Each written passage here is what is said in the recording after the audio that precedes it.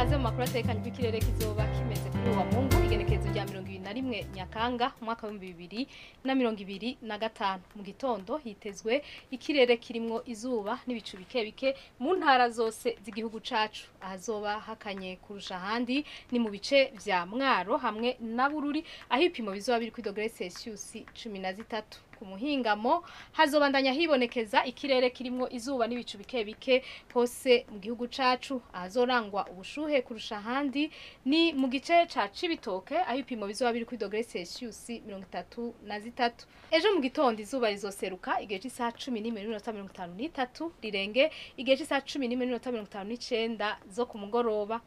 Amakuru atekanye ikirere agarukiye ngaha mu hateguwe n'ikigo Ijebu nayo Nadia Ndayizenje nayabashikirije mwakoze kuyakurikira.